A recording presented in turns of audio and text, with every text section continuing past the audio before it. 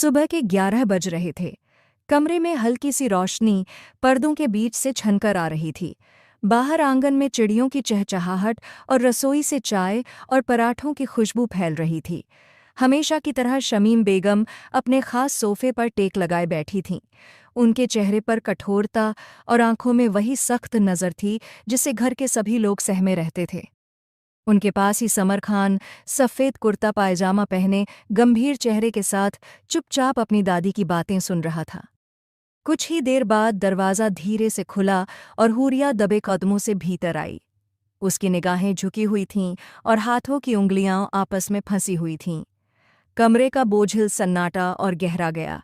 उसने कांपती आवाज़ में सलाम किया, अस्सलामु अलैकुम दादी बेगम, अस्सलामु अलैकुम खान जी। मन ही मन बुदबुदाई, शेरनी के साथ शेर भी बैठा है, आज दोनों मिलकर इस मासूम हिरनी का शिकार जरूर करेंगे। हमेशा की तरह शमीम बेगम के चेहरे पर नापसंदगी की लकीरें उभर आईं। वह भारी आवाज में बोलीं, यह उठने का समय है तुम्हारा?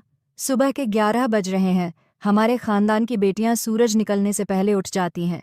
अपनी चचेरी बहन ऐमन को ही देख लो, सुबह 7 बजे तक सारे काम निपटा लेती है। तुम उससे सीखो। वह तुमसे सिर्फ 3 साल बड़ी है मगर लगती 30 साल बड़ी। अभी तक तुम्हारा बचपना खत्म नहीं हुआ। मैं तुम्हारा क्या करूं? ये सुनकर समर ने कड़ा रुखा अपनाया और बोला, दादी, ऐमन की मिसाल मत दीजिए। ये उसके पैर की उंगली के बराबर भी नहीं है। ऐमन मेरी बहन है, उसकी परवरिश मैंने की है। अगर इसकी परवरिश भी मेरे हाथ में होती तो इसका दिमाग भी ठीक कर देता। आपने इसे फिजूल की छूट दी है और नतीजा सामने है। शमीम बेगम ने घूरा और बोलीं, ऐसी बात नहीं है समर, इसकी भी परवरिश ठीक ही हुई है, आखिर तुम्हारी माँ ने की थी। लेकिन ये लड़की हर वक्त अपने आप में खोई रहती है, घर के उसूलों का ख्याल नहीं रखती। किसी दिन मेरी छड़ी उठ गई तो दिमाग सही कर दूंगी। ये समझती है बूढ़ी दादी के हाथों में जान नहीं, मगर जिस दिन मेरी जान देख ली उस दिन मुंह छिपाती फिरेगी। सहमी हुई हुरिया जल्दी से बोली, दादी बेगम, आइंदा ध्यान रखूंगी, ऐसा दोबारा नहीं होगा। और प्लीज़ आप इन्हें कहिए मुझे कुछ न कहें। सिर्फ आप ही मुझे समझा सकती हैं और कोई नहीं। उसे समर की डांट हमेशा बुरी लगती थी। वह अक्सर कहती, बाबा डांट सकते हैं, अम्मी डांट सकती हैं, दादी बेगम और ऐमन डांट सकती हैं, मगर खान जी को कोई हक नहीं। लेकिन वह जानती नहीं थी कि घर में सबसे ज्यादा हकरा उसी का उस पर था। समर ने कुर्सी पर झुकते हुए भारी आवाज में कहा, बताऊं तुम्हें मैं क्या कर सकता हूं? उसके सख्त लहजे की गूंज से हूरिया कांप गई।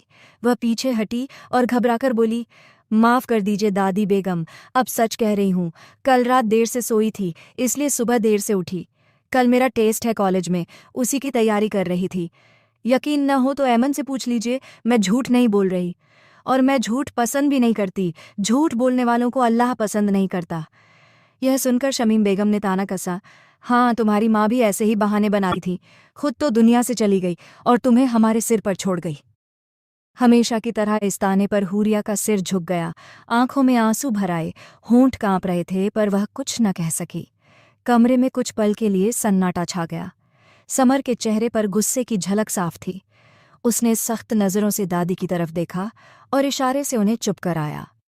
वह हूरिया पर सख्ती करता था, उस पर पाबंदियां लगाता था, लेकिन उसकी आंखों के आंसू उसे बर्दाश्त नहीं होते थे। उसने भारी मगर नरम आवाज में कहा, जाओ, और अब ध्यान रखना, सुबह जल्दी उठो और सबके साथ नाश्ता करो। और हाँ, अगर मुझे पता चला कि तुमने नाश्ता नहीं किया तो याद रखना, मेरे गुस्से से तुम्हें कोई नहीं बचा पाएगा। हूरिया ने झुकी आवाज में सिर्फ डाह जी कहा और जल्दी से दरवाजे की तरफ बढ़ी। उसके कदम लड़खड़ा रहे थे, दिल जोर जोर से धड़क रहा था। जैसे ही दरवाज़ा खोला और बाहर निकली, उसे लगा जैसे किसी कैद से आज़ाद हुई हो। कमरे में फिर वही सन्नाटा रह गया, मगर समर की आंखों में अब भी दादी के शब्दों की कसक और नापसंदगी साफ झलक रही थी। वह उन्हें सख्त सुनाना चाहता था, मगर फिलहाल उठकर डेरे की तरफ चला गया। बेवजह वह दादी का दिल भी नहीं दुखाना चाहता था। रसोई में हल्की हल्की भाप उठ रही थी। चूल्हे पर बर्तन में सब्जी धीमी आंच पर पक रही थी और तड़के की खुशबू पूरे कमरे में घुली हुई थी। नौकरानी कटी हुई सब्जियां ट्रे में रख रही थी, जबकि ऐमन अपने खास अंदाज में दुपट्टा संभालते हुए मसाले पीसने में व्यस्त थी। हर काम वह बड़े सलीके और सुकून से कर रही थी, जैसे बरसों से उसे यह सब संभालने की आदत हो। रसोई की खिड़की से आती धूप की किरणों में ऐमन का चेहरा और भी निखर कर सामने आ रहा था। तभी धीरे से दरवाज़ा खुला और हूरिया चुपचाप भीतर दाखिल हुई। उसके चेहरे पर अब भी समर की आवाज़ और सख्ती का डर झलक रहा था। कदम भारी थे और आंखों में नमी थी। वह पीछे से जाकर अचानक ऐमन के गले लग गई। ऐमन ने चौंक कर उसे देखा और तुरंत अपने नरम हाथ से उसके गाल को सहलाते हुए प्यार से बोली, उठ गई मेरी शहजादी। कहने को वह उसकी चचेरी बहन थी, मगर हमेशा उसे अपनी बेटी की तरह चाहती थी। हूरिया ने होंठ फुलाकर नजरें झुकाकर धीमी आवाज में कहा, आपकी शहजादी को आपके भाई ने इतनी बुरी तरह डांटा है कि बस मेरी तो कोई इज्जत ही नहीं रही। आप भी कुछ दिनों बाद शादी करके चली जाएंगी, फिर मुझे कौन बचाएगा उस जिन भाई से। मेरी जिंदगी तो बर्बाद हो गई है। लड़कियां अपनी जिंदगी परी कथा जैसी जीती हैं, मगर मेरी जिंदगी में कोई परी कथा नहीं है, सिर्फ और सिर्फ तकलीफ है। सब मुझे डांटते रहते हैं। पता नहीं मैंने ऐसा कौन सा गुनाह किया है कि हर कोई मेरे पीछे पड़ा रहता है, जैसे मैं कोई बोझ हूं। उसकी उदासी गहरी थी। दादी की आखिरी बात ने उसका दिल तोड़ दिया था। ऐमन ने मुस्कान दबाकर उसकी ठोड़ी उठाई और नरमी से बोली, वही जिन भाई तुम्हारा सबसे ज्यादा ख्याल रखते हैं, बस तुम्हें दिखाई नहीं देता। कभी कभी सख्त लहजा अपनाते हैं तो इसका मतलब ये नहीं कि वे तुम्हें चाहते नहीं। वे तुमसे सबसे ज्यादा मोहब्बत करते हैं, मगर तुम देखना ही नहीं चाहती। तुम सिर्फ उनकी सख्ती देखती हो, उसमें छिपा हुआ प्यार नहीं। हूरिया ने कुर्सी खींचकर जोर से पटकी और मुंह बनाते हुए बैठ गई। हाँ हाँ, पता है मुझे, आपके तो भाई हैं, आप क्यों उनके खिलाफ सुनेंगी। ऐमन हंसते हुए बोली, अच्छा बाबा, अब यह बताओ, नाश्ता करोगी? बनाऊं तुम्हारे लिए? हूरिया ने मुंह बिचकाकर कहा, बनाइए, आपके भाई के ऑर्डर हैं। अगर मैंने नाश्ता नहीं किया तो मुझे उनके गुस्से से कोई नहीं बचा सकता, वरना मेरा कोई इरादा नहीं था कुछ खाने का। उन्होंने सुबह सुबह मूड खराब कर दिया है। अब दोपहर का खाना भी हराम हो जाएगा। इससे अच्छा है चुपचाप नाश्ता कर लूं। ऐमन ने ध्यान से उसे देखा और थोड़ी सख्ती मगर मोहब्बत से बोली, रात को मैंने कहा था सो जाओ, सुबह देख लेना अपने कोरियन ड्रामे, मगर तुम सुनती कहाँ हो। आधी रात तक सीरीज देखती रहती हो। सही हुआ तुम्हारे साथ, बिल्कुल ठीक सजा मिली। बल्कि दादी को तो चाहिए कि 2 छड़ी और मारें, तुम सीधी हो जाओगी। दिन ब दिन बिगड़ती जा रही हो। हूरिया नाक सिकोड़कर बोली, हाँ जी, सब गलती मेरी ही है। आप तो बस भाई की तरफदारी करेंगी। पता नहीं आपको उनमें क्या अच्छा लगता है। हर वक्त आपको भी डांटते रहते हैं, ऐमन ये मत करो, ऐमन ऐसे मत बैठो, ये मत खाओ। मुझे समझ नहीं आता उन्हें लड़कियों से क्या परेशानी है। मेरा बस चले तो उन्हें ठीक कर दूं। ऐमन ने हल्की मुस्कान के साथ सिर हिलाया और फिर से चूल्हे की तरफ ध्यान दिया। कुछ देर बाद उसने नाश्ते की प्लेट बड़ी नफासत से तैयार की, पराठा, ऑमलेट और साथ में गर्म चाय। प्लेट वह एहतियात से लाई और मेज पर रख दी। हूरिया हाथ बांधे, होंठ फुलाए बैठी रही, जैसे कोई जिद्दी बच्ची। ऐमन ने उसे देखा, फिर प्लेट अपनी तरफ खींचकर पराठे का टुकड़ा तोड़ा और अपने हाथ से उसके मुंह के सामने करते हुए नरमी से बोली, चलो, जिद मत करो, कुछ खा लो। कुछ खाओगी तो एनर्जी आएगी, फिर मिलकर भाई की बुराई करेंगे। हूरिया ने पहले नजरें फेर लीं, मगर फिर चुपचाप मुंह खोलकर निवाला खा लिया। वह खामोशी से खाने लगी। रसोई का माहौल अब पहले जैसा भारी नहीं रहा। ऐमन के हाथों की नरमी और उसकी ममता ने हूरिया के दिल से सुबह की घुटन हल्की कर दी थी। ऐमन हर निवाला प्यार और सब्र से हूरिया के मुंह तक पहुंचा रही थी, क्योंकि वह जानती थी कि वह कितनी जिद्दी है। हूरिया कभी होंठ फुलाती, कभी नजरें चुराती, मगर खाती जा रही थी। नौकरानी एक कोने में चुपचाप बर्तन धो रही थी और मुस्कुराते हुए इन दोनों बहनों का प्यार देख रही थी। दोनों के बीच सिर्फ 3 साल का फर्क था, मगर ऐमन हमेशा हूरिया को ऐसे संभालती जैसे सचमुच उसकी माँ हो। कभी डांटती, कभी प्यार जताती, कभी उसकी जिद तोड़ती और कभी आंसू पोंछ देती। हूरिया के लिए वही उसका सबसे बड़ा सहारा थी। ऐमन के दिल में भी हल्की सी उदासी उतर आई थी, क्योंकि हूरिया के वो शब्द उसके कानों में गूंज रहे थे, आप भी शादी करके चली जाएंगी तो मुझे कौन बचाएगा। मगर उसने यह एहसास चेहरे पर नहीं आने दिया। वह जानती थी कि इस वक्त हूरिया के दिल को सिर्फ उसके प्यार से ही सुकून मिल सकता है। शाम के 4:30 बजे थे। हवेली के पिछले हिस्से में फैला हुआ बड़ा सा लॉन ठंडी हवा और ताज़ी घास की खुशबू से महक रहा था। घास पर ओस की नमी थी। बीचों बीच खड़ा इमली का पुराना दरख्त अपनी घनी डालियों और पत्तों से जमीन पर छांव बिछाए था। पंछी कभी डालियों पर चहचहाते, कभी उड़ते और कभी लॉन के कोने में रखे पानी के बर्तन के पास आ जाते। ऐसे सुकून भरे माहौल में हूरिया टांगें समेटे पेड़ के नीचे बैठी थी। उसका दुपट्टा कमर पर बंधा था ताकि खेलते खेलते या झुकते हुए फिसले नहीं। हाथ में इमली के छोटे छोटे टुकड़े थे जिन्हें वह चुपके चुपके मज़े से खा रही थी, कभी नमक लगाकर, कभी बिना नमक के, और आंखें मूंद कर खटास का आनंद ले रही थीं। उसे क्या पता था कि यह खबर भीतर पहुंच चुकी है कि वह बाहर क्या कर रही है। तभी अचानक किसी ने उसका कान मरोड़ दिया। वह चौंक कर उछल गई और दर्द से आह निकली। मुड़कर देखा तो सामने रहमत बेगम खड़ी थीं, समर की माँ और उसकी ताई, जिन्हें वह शुरू से ही अम्मी कहती थी। उनके चेहरे पर सख्ती और आंखों में गुस्सा भरा था। रहमत बेगम भारी आवाज में बोली, अरे खुदा, इस लड़की को अपनी सेहत की बिल्कुल परवाह नहीं है। शर्म आनी चाहिए तुम्हें। पिछली बार भी तुम्हारा गला इसी इमली की वजह से खराब हुआ था। 2 दिन बुखार रहा, दवाइयों ने जान निकाल दी और अब फिर चोरी छिपे खा रही हो। आज आने दो समर और तुम्हारे बाबा को। अगर आज तुम्हारा दिमाग सही न किया तो मेरा नाम रहमत नहीं। तुम्हारी इन हरकतों ने परेशान कर दिया है। हमेशा ऐमन आकर तुम्हारी तरफदारी करती है, उसी के लाड प्यार ने तुम्हें बिगाड़ा है, मगर आज अगर उसने बीच बचाव किया तो वह भी मुझसे मार खाएगी। यह सुनते ही हूरिया घबरा गई। हाथ में पकड़ी इमलियां झटके से जमीन पर फेंक दीं और रोनी सूरत बनाकर बोली, अच्छा प्लीज़ अम्मी, माफ़ कर दीजिए। देखिए, फेंक दी ना, अब नहीं खाऊंगी। समर का नाम सुनते ही उसकी जान निकल गई थी। बाबा को तो वह एक आंसू दिखाकर मना लेती थी, मगर अगर समर तक यह बात पहुंच जाती तो वह यकीनन उसकी टांगें तोड़ देता। इसलिए वह तुरंत गिड़गिड़ाने लगी। रहमत बेगम ने कमर पर हाथ रखा और सिर हिलाकर बोली, नहीं, अब तो तुम्हें छोड़ूंगी नहीं। तुम मेरी सुनती ही नहीं। लगता है तुम्हें अपनी माँ की परवरिश की ज़रा भी परवाह नहीं। हर वक्त बीमार रहना तुम्हारा शौक बन गया है, और जब बीमार पड़ती हो तो शम्मत मेरी आती है। तुम्हारे बाबा, समर, ऐमन सब मुझे डांटते हैं कि मैं तुम्हारा ख्याल नहीं रखती। लड़की, तुम बहुत बिगड़ गई हो, मगर अब यह बिगाड़ मैं निकालूंगी। बस, अब बहुत हो गया।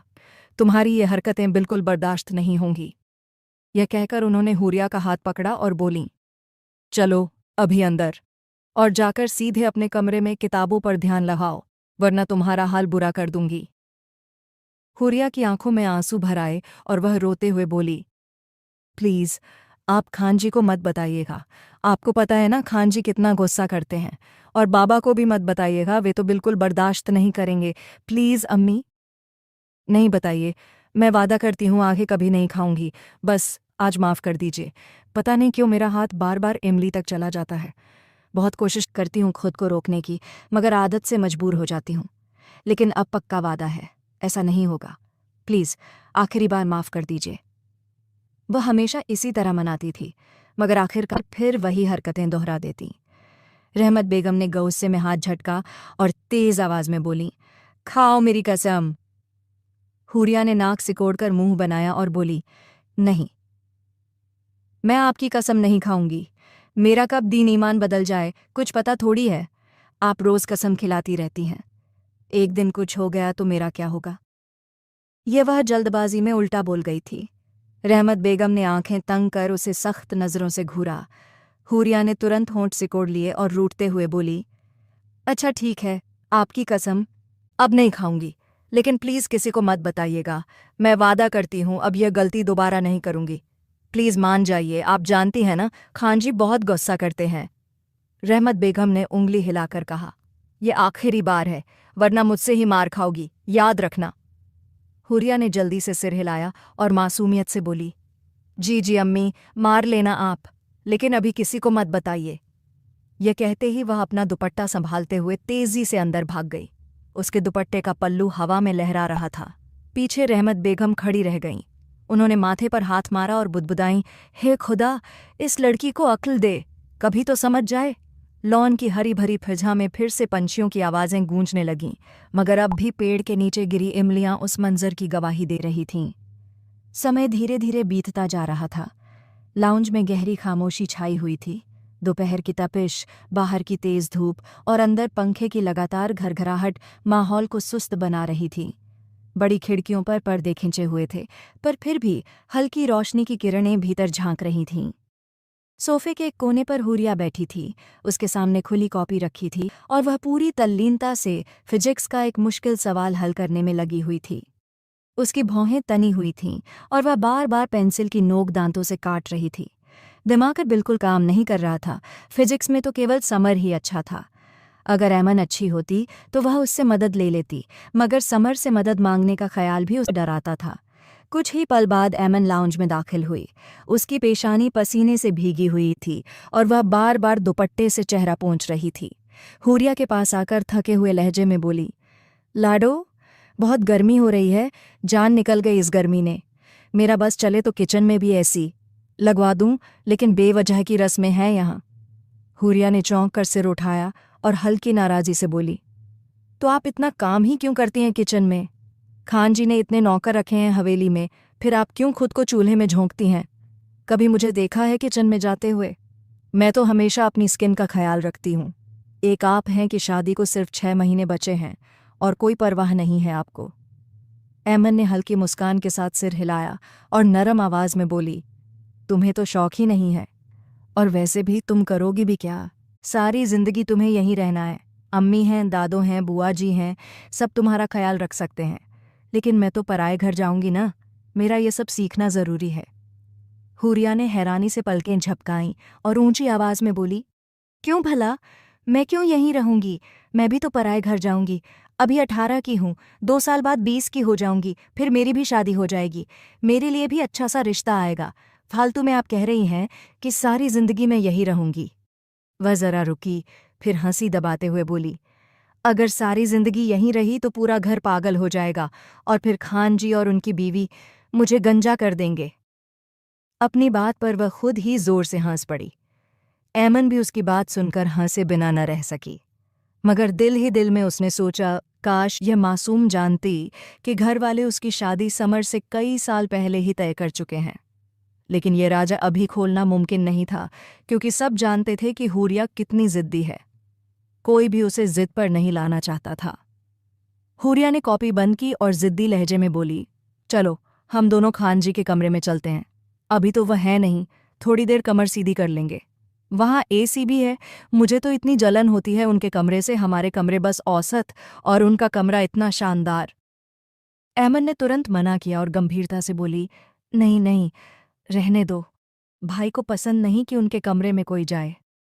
हुरिया ने होंठ फुलाए और रूठते हुए बोली, भाई चलो ना प्लीज, क्या हो जाएगा? थोड़ी देर के लिए ही तो जाएंगे। गर्मी से जान निकल रही है, कुछ देर आराम कर लेंगे। एमन ने पहले तो होंठ भींचे, फिर हुरिया की मासूम जिद पर मुस्कुरा दी। उसके लहजे में लाचारी थी। अच्छा, ठीक है, लेकिन बस थोड़ी देर के लिए। ये सुनते ही हुरिया का चेहरा खिल उठा। वह खुशी से उछलकर खड़ी हुई और एमन का हाथ पकड़कर बाहर की ओर भागी। दोनों तेजी से कदम बढ़ाती हुई गलियारे से गुजरती सुमर के कमरे की तरफ जाने लगीं। उन्हें अंदाजा भी नहीं था कि सुमर कुछ घंटे पहले ही वापस आ चुका है और इस समय अपने कमरे में मौजूद है। कुछ ही पलों बाद वे दोनों उसके कमरे के सामने थीं। दरवाज़ा धीरे से खुला, अंदर से ठंडी हवा का झोंका आया। कमरे की हर चीज़ करीने से सजी थी। साइड टेबल पर किताबें तरतीब से रखी थीं। अलमारी का दरवाज़ा बंद था और बिस्तर पर चादर एकदम सीधी तनी हुई थी। पूरे कमरे का माहौल सख्ती और अनुशासन का एहसास करवा रहा था, जो सुमर की शख्सियत का आईना था। एमन एक पल को ठिठकी। उसने गर्दन घुमाकर कमरे को देखा और धीरे से बोली, बच्चे, ऐसा क्यों लग रहा है जैसे कोई कमरे में मौजूद हो? देखो ना, ऐसी कितनी ठंडी हवा दे रहा है। हुरिया हंस पड़ी और कूदते हुए बिस्तर पर जा बैठी। बोली, हो सकता है कोई नौकरानी आई हो सफाई करने और उसने एसी चला दिया हो। आजकल की नौकरानियां कितनी एडवांस हो गई हैं। आओ, थोड़ा आराम करते हैं। एमन ने गहरी सांस ली, लेकिन आखिरकार वह भी जाकर बैठ गई। हुरिया ने तकिए पर सिर टिकाया और शरारती लहजे में बोली, काश खान जी फौजी होते। साल भर घर न आते तो हम उनके कमरे में मज़े से सोते। एमन ने तुरंत उसे डांटा, चुप, ये कैसी बातें कर रही हो?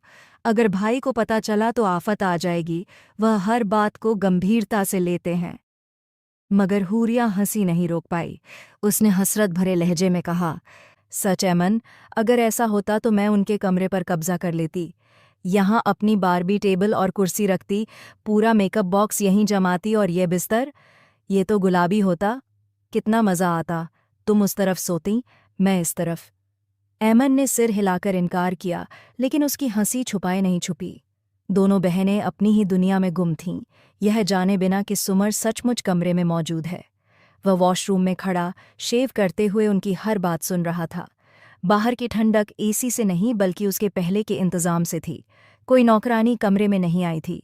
हूरिया की शोख आवाज़ और ऐमन की हंसी कमरे में गूंज रही थी कि अचानक सब ठहर सा गया।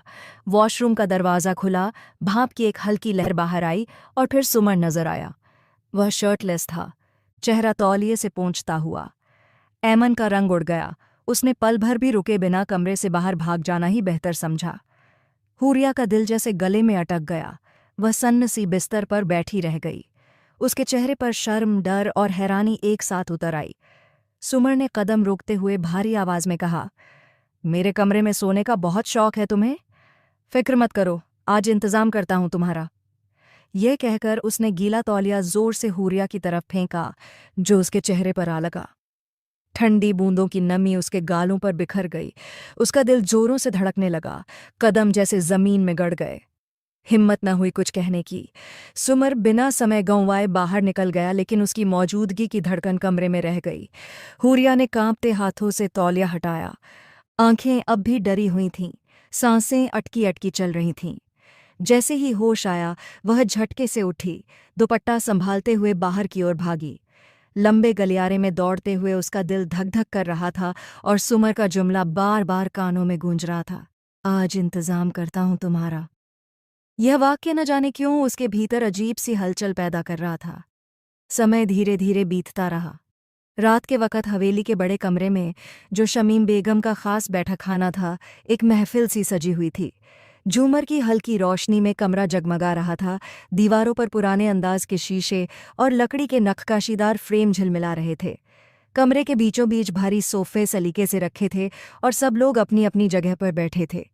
शमीम बेगम हमेशा की तरह अपने बड़े से सोफे पर आधी लेटी हुई थीं। उनके बराबर में समर बैठा था, शांत मगर गंभीर।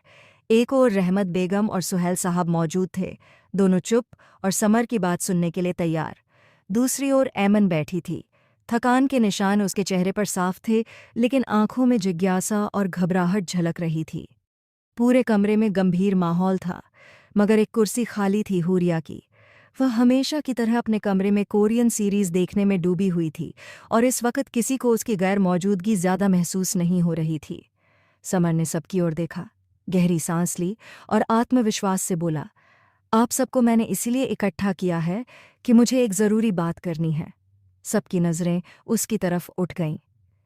सुहेल साहब ने ऐनक ठीक की, रहमत बेगम ने होंठ भींच लिए और शमीम बेगम भौहें उठाकर बोलीं, हाँ बेटा, कहो क्या बात है। समर ने ठहर कर कहा, ऐमन का रिश्ता तय हो चुका है, शादी में 6 महीने बाकी हैं, लेकिन सिद्धांततः शादी पहले ऐमन की होनी चाहिए, क्योंकि हम बेटियों को प्राथमिकता देते हैं। ऐमन ने गर्दन झुका ली। चेहरे पर हल्की शर्मिंदगी थी, मगर वह चुप रही। समर ने बात आगे बढ़ाई, लेकिन मैं चाहता हूं कि लंदन जाने से पहले हूरिया से मेरा निकाह हो जाए और मैं उसे अपने साथ ले जाऊं। यह सुनकर कमरे में एक पल को सन्नाटा छा गया। फिर शमीम बेगम बोलीं, हूरिया को ले जाने की क्या ज़रूरत है? वह लड़की है, यहीं रहेगी।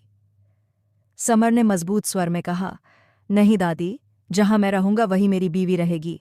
ये मेरा आखिरी फैसला है और मुझे कोई बहस नहीं चाहिए। रहमत बेगम ने सुहेल साहब की ओर देखा। उन्होंने सिर हिलाते हुए कहा, जो कह रहा है वही सही है। बाहर जा रहा है तो बेहतर है कि निकाह करके बीवी को साथ ले जाए। समर ने हाँ में सिर हिलाया। मैं चाहता हूं इसी शुक्रवार को निकाह हो। बस करीबी रिश्तेदार बुलाइएगा, सादी रस्म हो, ज्यादा दिखावा नहीं। इस पर ऐमन ने धीरे से कहा, भाई, हुरिया चाहती है कि उसकी शादी धूमधाम से हो। वह बचपन से यही सपना देखती आई है। समर का स्वर कठोर था, मगर भावुक भी। नहीं ऐमन, धूमधाम में नज़र लगती है और हुरिया बहुत मासूम है, उसे जल्दी नज़र लग जाती है। मैं यह जोखिम नहीं ले सकता।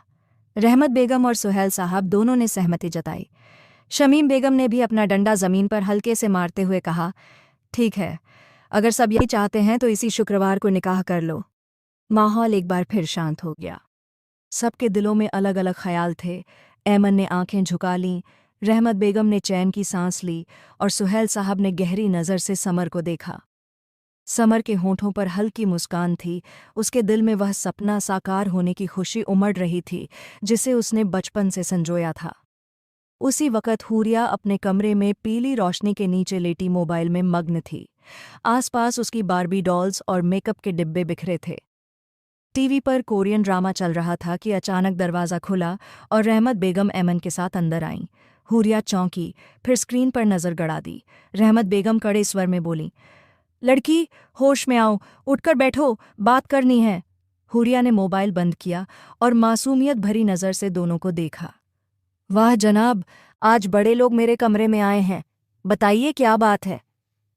रहमत बेगम उसके पास बैठ गईं, चेहरा गंभीर था।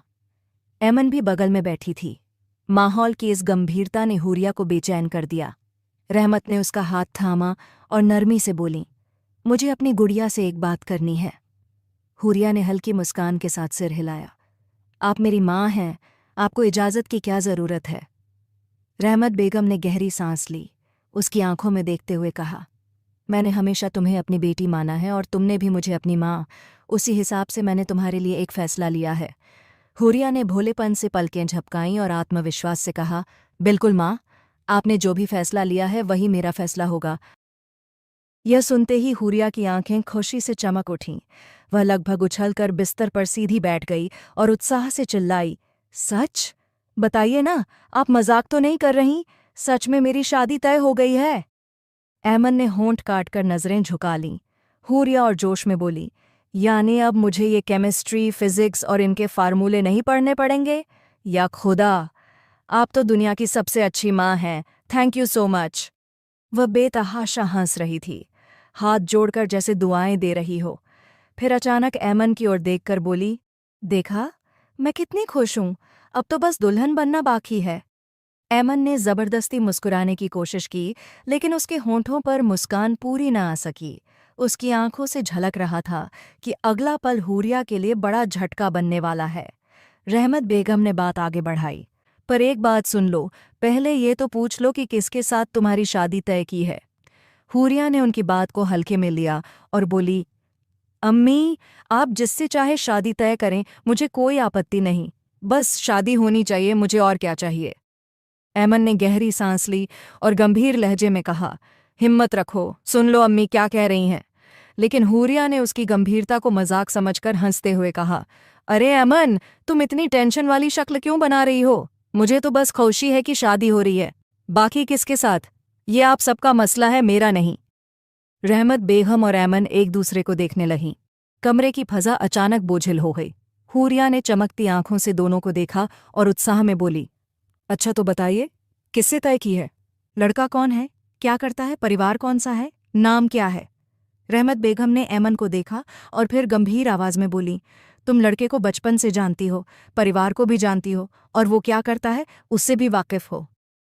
हूरिया मुस्कुराकर ताली बजाते हुए बोली, वाह, अगर मैं उसे बचपन से जानती हूं तो और आसान होगा, मेरी जिंदगी में तो बस बहार ही बहार होगी।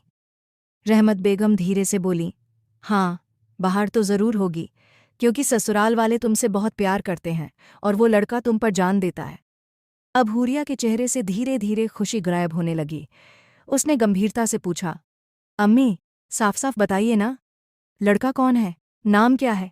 क्या वाकई मेरी शादी तय हो गई है या फिर मेरे साथ कोई प्रैंक हो रहा है? रहमत बेगम ने उसका हाथ थामकर दृढ़ आवाज में कहा, यह कोई मजाक नहीं है हूरिया, इसी शुक्रवार को तुम्हारा निकाह है। यह सुनते ही हूरिया एकदम सीधी बैठ गई। उसकी आंखों में डर और हैरानी तैरने लगी। कांपती आवाज में बोली, क्या मतलब, इतनी जल्दी? रहमत बेगम ने गहरी सांस लेकर कहा, लड़का कोई और नहीं बल्कि मेरा बेटा समर खान है, तुम्हारा कजिन, इस खानदान का वारिस। कमरा अचानक सन्नाटे में डूब गया। हूरिया की आंखें फैल गईं, होंठ आधे खुले रह गए। वह कुछ पल तक कुछ बोल ही न सकी, जैसे जुबान गूंगी हो गई हो। फिर अचानक फट पड़ी, अम्मी, आप पागल हो गई हैं क्या? आप किसका नाम ले रही हैं? खान जी मेरे भाइयों जैसे हैं, मैंने उन्हें कभी उस नज़र से देखा ही नहीं। मैं क्यों उनसे शादी करूंगी? सारी जिंदगी मैंने उनसे डर डर कर गुजारी है, और आप चाहती हैं शादी के बाद भी वैसा ही हो? नहीं, मैं किसी भी कीमत पर यह शादी नहीं करूंगी, चाहे कुछ भी हो जाए, मैं बाबू को भी मना कर दूंगी और खान जी को भी साफ मना कर दूंगी। वह भावनाओं की तीव्रता में रो पड़ी, आवाज ऊंची होती गई। मैं मर जाऊंगी अम्मी, लेकिन उनसे शादी नहीं करूंगी। यह कहकर वह हिचकियों के साथ रोती हुई तेजी से उठी और वॉशरूम की ओर भाग गई। दरवाज़ा जोर से बंद होने की आवाज़ आई। ऐमन ने अपने आंसू रोकने की कोशिश की, मगर दिल का दर्द उसकी आंखों में साफ झलक रहा था। उसने अफसोस भरी नज़र से रहमत बेगम को देखा और हल्के से सिर हिलाकर इशारा किया कि यह फैसला सही नहीं है। रहमत बेगम के चेहरे पर बेबसी और परेशानी साफ दिखाई दे रही थी। वह चुपचाप उठीं और कमरे से बाहर निकल गईं। पर्दे हिलते रह गए और कमरे में सिर्फ हूरिया की दबे स्वर में आती रोने की आवाज़ गूंजती रही। अगले दिन दोपहर का समय था। सूरज अपनी पूरी तपिश के साथ खिड़कियों से छनकर कमरे में उतर रहा था। हवेली की राहदारियों में सन्नाटा पसरा था, जैसे हर चीज़ किसी दबाव में आ गई हो। हूरिया का चेहरा रात भर के रोने से इतना सूजा हुआ था कि आंखें मुश्किल से खुल रही थीं। उसने सुबह से एक निवाला तक मुंह में नहीं डाला था। वह बिस्तर पर अकेली पड़ी रही, लेकिन आंखों के आंसुओं ने तकिया भिगो दिया था। यह बात दादी बेगम तक भी पहुंची और समर तक भी, मगर दोनों के तेवरों में जरा भी नरमी नहीं आई। सब अपनी अपनी जिद पर अड़े हुए थे। दोपहर के खाने के बाद शमीम बेगम ने नौकरानी के हाथों संदेश भिजवाया कि हूरिया को तुरंत उनके कमरे में बुलाया जाए। यह सुनते ही हूरिया का दिल धड़क उठा, जैसे किसी अदालत में पेशी के लिए बुलाया जा रहा हो। वह बमुश्किल खुद को संभालती हुई उठी, आंखों पर हाथ फेरा, मगर सूजी हुई पलकों को छिपा न सकी। धीरे धीरे कदम बढ़ाते हुए वह शमीम बेगम के कमरे तक पहुंची। दरवाजे पर खड़े होकर उसने धीमी आवाज में सलाम किया। शमीम बेगम बिस्तर पर आधी लेटी हुई थीं। उनकी आंखों में सख्ती और लहजे में घमंड था, जैसे उनके एक एक शब्द से फैसला सुनाया जाएगा। हूरिया को देखते ही वह तीखे स्वर में बोली, क्या तमाशा बना रखा है तुमने? ये कैसी नखरेबाजी है? हूरिया की पलकों ने झपकते हुए जवाब दिया। उसके होंठ कांपने लगे और दिल की घबराहट आंसुओं के रूप में बाहर निकल पड़ी। वह सिसकते हुए बोली, दादी, मुझे समर से शादी नहीं करनी। आप लोग क्यों मेरी जान के पीछे पड़े हैं? अगर मेरे अम्मी अब्बू जिंदा होते तो कभी भी ये जबरदस्ती न करते। ये सुनते ही शमीम बेगम सीधी होकर बैठ गईं। उनकी आंखों में गुस्से की चमक थी। वह भारी स्वर में बोलीं, मेरे सामने जुबान दराजी मत करो और ये रोने धोने के ड्रामे मेरे सामने मत दिखाओ। तुम्हारी शादी हर हाल में जुमे के दिन समर के साथ होगी, और अगर तुम्हें ऐतराज़ है तो अपने पास रखो। हूरिया ने सहमी हुई नज़रों से उनकी ओर देखा, मगर दिल की तड़प जबान पर आ ही गई। वह रोते हुए बोली, दादी प्लीज़, मुझे उनसे बहुत डर लगता है। वह हमेशा डांटते हैं, मुझे बुरा भला कहते हैं। मैं कैसे अपनी ज़िंदगी उनके साथ गुजारूंगी? शमीम बेगम ने हाथ उठाकर उसे चुप कराया और कड़क आवाज में बोली, डरती हो इसलिए कि वह तुम्हारी फिक्र करता है। उसकी डांट ही उसका प्यार है। और अब बस एक शब्द भी नहीं सुनना। अगर जुमे के दिन कोई तमाशा किया तो याद रखना, मैं तुम्हें इस घर से निकाल दूंगी। तुम्हारा इस खानदान से कोई नाता नहीं रहेगा। तुम जानती हो बगावत करने वालों के साथ क्या होता है। अपनी सजा के लिए तैयार रहना। उनके शब्द किसी तेज छुरी की तरह हूरिया के दिल में उतरते गए। उसके कदम लड़खड़ा गए और वह वहीं जमीन पर बैठ गई, हाथ जोड़कर रोते हुए बोली, दादी रहम कीजिए, मैं मर जाऊंगी लेकिन समर से शादी नहीं करूंगी।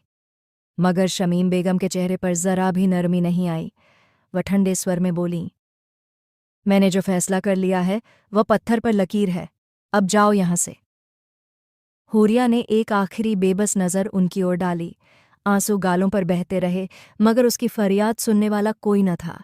वह रोती हुई कमरे से बाहर भाग गई। राहदारी में उसकी हिचकियों की आवाज़ देर तक गूंजती रही, लेकिन शमीम बेगम के कमरे में सन्नाटा ही पसरा रहा। वक़्त धीरे धीरे गुजरता रहा और जुमे का दिन भी आ पहुंचा। उसके लाख विरोध के बावजूद सारी तैयारियां पूरी हो चुकी थीं। हवेली के बड़े लॉन्च को सफ़ेद चादरों और हल्की रोशनियों से सजाया गया था। जगह जगह ताज़ा फूलों की खुशबू फैली हुई थी, मगर उस महक में भी एक अजीब बोझ महसूस हो रहा था। माहौल में खुशी के बजाय एक अनकही खामोशी और दबाव छाया हुआ था। मेहमान कुर्सियों पर चुपचाप बैठे थे। सब जानते थे कि यह निकाह किसी की खुशी से नहीं, बल्कि बुजुर्गों के फैसले का नतीजा था। लाउंज के बीचों बीच हूरिया दुल्हन के लिबास में बैठी थी। लाल और सुनहरी रंग के लहंगे में लिपटी वह बेहद खूबसूरत लग रही थी, जैसे कोई नाजुक कली जबरन किसी भारी मिट्टी में गाड़ दी गई हो। उसका सिर झुका हुआ था, पलकें आंसुओं से भरी थीं और हाथ कांप रहे थे। वह बार बार अपने दुपट्टे का पल्लू मरोड़ रही थी। सूजी हुई आंखें साफ बता रही थीं कि रात भर उसने नींद नहीं की थी। उसके बराबर में सफ़ेद शलवार कमीज में समर खान बैठा था, चेहरे पर घमंड और आंखों में सख्ती, जैसे उसे अपने आसपास के शोर शराबे से कोई फर्क ही न पड़ता हो। उसके तेवर साफ जता रहे थे कि निकाह उसके लिए कोई अहमियत नहीं रखता, बस एक औपचारिक रस्म थी। पास ही दादी बेगम तस्बीह हाथ में थामे संतोष भरी नज़र से बैठी थीं। उनकी आंखों में वही सुकून था जैसे बरसों का अरमान आज पूरा हो गया हो। तभी मौलवी साहब कमरे में दाखिल हुए। सबकी नजरें दुल्हन पर टिक गईं। उन्होंने कागज खोलकर नरम आवाज में पूछा, बेटी हुरिया रहमान, तुम्हारा निकाह समर खान के साथ किया जा रहा है, क्या तुम्हें यह निकाह कबूल है? यह सुनते ही हुरिया का दिल धड़क उठा। उसने एक नज़र समर की तरफ देखा, चेहरा पत्थर सा सख्त। उसके मन में चीखकर ना कहने की चाह जगी, मगर घर वालों की सख्ती और दादी की निगाहें याद आते ही उसके होंठ कांप उठे और आंसू बह निकले। उसने धीमे स्वर में कहा, कबूल है। मौलवी ने दूसरी ओर फिर तीसरी बार पूछा और हर बार रोते रोते उसने यही कहा, कबूल है। पूरा लाउंज सन्नाटे में डूबा रहा। मेहमान नजरें चुराते रहे। इसके बाद मौलवी ने समर से पूछा और उसने हर बार ठंडे और पक्के लहजे में कबूल है कह दिया। दस्तखत हो गए, निकाह पूरा हो गया। सबने औपचारिक दुआएं दीं, बधाइयां दीं, मगर उस शोर में हुरिया के दिल की सिसकियां दब गईं। वह सिर झुकाए आंसुओं में डूबी रही। रात ढल गई और उसे समर के कमरे में भेज दिया गया। दरवाज़ा बंद हुआ तो कमरे की सजावट और गुलाब की खुशबू के बीच एक डरावना सन्नाटा फैल गया। समर दरवाजे पर खड़ा मुस्कुराया, लेकिन अगले ही पल उसकी सांस थम गई। सामने हुरिया कांपते हाथ में तेज छुरी लिए बैठी थी, जो उसकी कलाई पर टिकी थी। आंसू उसके चेहरे पर खुले बह रहे थे। जैसे ही उसने दबाव डाला, समर झटके से आगे बढ़ा और छुरी छीनकर एक तरफ फेंक दी। फिर गुस्से से एक जोरदार थप्पड़ उसके गाल पर मारा। पागल हो गई हो? मरने का बहुत शौक है तुम्हें? अगर तुम्हें कुछ हो जाता तो? हुरिया हिचकियों में रोते हुए बोली, मुझे ये शादी नहीं करनी थी, घरवालों ने जबरदस्ती की है। मैं आपके साथ नहीं रह सकती। मैं मर जाऊंगी, लेकिन घुट घुट कर नहीं जी सकती। मेरी माँ ने भी यही जिंदगी बिताई थी, दबकर, डरकर, और फिर मर गई। मैं नहीं चाहती कि मेरी जिंदगी भी वैसी हो। ये कहकर वह फिर छुरी की तरफ झपकी, मगर समर ने उसका हाथ पकड़कर सख्ती से बिस्तर पर बिठा दिया। उसकी आंखों में गुस्से के साथ बेबसी भी थी। वह झुककर बोला, तुम्हारी माँ के साथ जो हुआ वह उनकी जिंदगी थी, लेकिन यह मेरी जिंदगी है और इसमें तुम शामिल हो। मैं कभी तुम्हें अपनी जान लेने की इजाज़त नहीं दूंगा। बचपन से तुम मेरे दिल में हो। तुम्हें लगता है कि मैं तुम्हें मरने दूंगा? हुरिया कांपते लहजे में बोली, झूठ बोल रहे हैं आप। अगर सचमुच प्यार करते थे तो हमेशा मुझे डांटते क्यों रहे? यह मत करो, वहां मत जाओ, ये मत पहनो, हर वक्त रोक टोक करते रहे, और अब कहते हैं कि मुझसे प्यार करते हैं? मैं क्यों यकीन करूं? आप झूठ बोल रहे हैं। सुमर ने गहरी सांस लेकर नरम लहजे में कहा, मैं झूठ नहीं बोल रहा हूं। मैंने कभी मजाक नहीं किया तुम्हारे साथ। तुम मेरी पत्नी हो, शादी की है मैंने, खेल नहीं किया। और जो मैंने तुम्हें डांटा वह सिर्फ तुम्हारी भलाई के लिए था, दिल दुखाने के लिए नहीं। कुछ पल चुप रहकर वह धीमे स्वर में बोला, हुरिया, अभी तुम मुझे पसंद नहीं करती, लेकिन समय के साथ पसंद करने लगोगी। मुझ पर भरोसा रखो, मैं तुम्हारे साथ कभी कुछ गलत नहीं करूंगा। हुरिया का दिल बोझ से दब गया। वह रोते रोते उसके सामने झुक गई और धीरे से उसके सीने से लग गई। उसके आंसू सुमर की कमीज भिगो रहे थे। मुझे नहीं करनी थी ये शादी, वह फिर बोली। सुमर ने उसके कांपते कंधे पर हाथ रखा और उसे और मजबूती से अपने सीने से लगा लिया। बस, चुप हो जाओ, कुछ नहीं होगा, मैं हूं ना। उसकी हथेली हुरिया की पीठ पर धीरे धीरे थपथपा रही थी। कमरे में गुलाब की खुशबू, रोशनी की नरमी और दुल्हन की सिसकियों का मिलाजुला सा माहौल फैला था। सुमर की नज़र उस छुरी पर पड़ी जो फर्श पर गिरी हुई थी। उसने गहरी सांस ली और मन ही मन एक निर्णय किया। बेहद नरमी से उसने अपनी सांसें उसकी सांसों से मिला दीं। यह स्पर्श इतना कोमल था कि उसमें कोई सख्ती नहीं थी। हूरिया एक पल को चौंकी, लेकिन फिर धीरे धीरे उस एहसास में खोती चली गई। थोड़ी देर उसने हल्का प्रतिरोध किया, मगर उसके हर व्यवहार में इतनी नरमी थी कि वह बिल्कुल सुन्न हो गई और अनजाने में खुद को अपने पति के हवाले कर दिया। समय धीरे धीरे बीत गया। 6 महीने गुजर चुके थे। जिंदगी की कड़वी शामें, आंसू और चीखें जैसे पीछे छूट गई थीं। आज किचन में हूरिया अपने ही अंदाज में बैठी थीं। सामने थाली में खट्टा अचार रखा था, जिसे वह बड़े चाव से खा रही थी। उसके हाथ रंग चुके थे, चेहरे पर हल्की मुस्कान थी। उसका चेहरा भरा भरा मगर चमकता हुआ था, क्योंकि वह 4 महीने की गर्भवती थी। माँ बनने की खुशबू उसके पूरे अस्तित्व से झलक रही थी। तभी पर्दा हिला और रहमत बेगम सिर पकड़ती हुई भीतर आईं। चेहरे पर झुंझलाहट थी। उन्होंने एक नज़र हूरिया को देखा और झट से बोलीं, हे भगवान, ये लड़की तो मेरी जान पर आफत बनी हुई है। अरे हूरिया, ये कैसी हरकत है? अगर तेरे पति ने देख लिया ना, तो तेरी टांगें तोड़ देगा। हूरिया ने बेफिक्री से एक और कौर मुंह में डालते हुए मुस्कुराकर कहा, बिल्कुल नहीं अम्मी, खानजी मुझसे बहुत प्यार करते हैं, वह मुझे कुछ नहीं कहेंगे। रहमत बेगम ने तंज से आंखें घुमाईं। हाँ हाँ, हम ही नफरत करते हैं तुझसे। मैंने कहा था ना, शांति से शादी कर लो, हंगामा क्यों करती हो? अब देख लो, हर समय पति की माला झपटी रहती हो। हूरिया कुछ कहने ही वाली थी कि किचन के दरवाजे पर सुमर आ खड़ा हुआ। वह आगे बढ़ा और हाथ में रखी प्लेट उसके सामने रख दी। प्लेट में ताज़ा कटे हुए फल थे। उसके होंठों पर नरम मुस्कान थी। वह झुककर बोला, आखिर क्यों नहीं झपेगी मेरी माला? मैं इससे मोहब्बत करता हूँ और हमेशा करता रहूँगा। यह कहकर उसने हूरिया के सिर पर प्यार से बोसा दिया। हूरिया की आंखें नम हो गईं, लेकिन दिल को गहरा सुकून मिला। रहमत बेगम के होंठों पर पहली बार हल्की मुस्कान आई। उन्होंने दोनों को देखते हुए कहा, सदा खुश रहो बेटा, मगर अपनी पत्नी को समझा दो, ये खट्टा इतना खाती है कि गला खराब हो जाएगा। अब तो हालात अलग हैं, इसे बच्चे का भी ख्याल रखना चाहिए। अगर गला बैठ गया और गलत दवा ले ली तो मुसीबत हो जाएगी। ये है ही जिद्दी, मेरी सुनती ही नहीं। सुमर ने हूरिया की ओर देखा। उसकी आंखों में शरारत और लाड़ था। उसने हल्के से आंखें तरेरीं तो हूरिया ने तुरंत रुआंसी सूरत बना ली। ये मुझे हर समय डांटती रहती हैं, क्या अब आप भी डांटेंगे? सुमर मुस्कुराया और सिर हिलाते हुए बोला, मैं तुम्हें डांटूंगा नहीं, लेकिन समझाऊंगा ज़रूर। तुम्हारी सेहत मेरे लिए सबसे अहम है, और अब तो सिर्फ तुम नहीं, हमारी औलाद भी तुम्हारे साथ है, उसका भी ध्यान रखना होगा। हूरिया खिलखिलाकर हंस पड़ी। उसके गालों पर रौनक उतर आई, जैसे उसके दिल का सारा बोझ और डर धीरे धीरे मिट गया हो। सुमर ने उसके माथे पर प्यार से चुंबन दिया। रहमत बेगम दोनों को देखकर मन ही मन संतोष की सांस ली और उनके होंठों पर दुआ आई, रब तुम दोनों को हमेशा खुश रखे, आमीन। किचन में उस पल एक अजीब सा सुकून था। बाहर हवा पेड़ों की डालियां हिला रही थी, लेकिन अंदर सिर्फ एक सच्चाई साफ झलक रही थी। वह सच्चाई कि जिंदगी हमेशा वैसी नहीं होती जैसी दिखाई देती है। 6 महीने पहले जो लड़की मौत को गले लगाने पर तुली थी, आज वही जिंदगी को सीने से लगाए बैठी थी। जो रिश्ते उसे कैद लगते थे, वही अब उसका सुकून बन चुके थे। कई बार हमें जो दिखता है वह हकीकत का सिर्फ एक पहलू होता है, जबकि असली कहानी उसके पीछे छुपी रहती है। जिंदगी की परीक्षाएं कठिन जरूर होती हैं, लेकिन कई बार इन्हीं में वह सुकून छुपा होता है जिसकी हमें तलाश रहती है।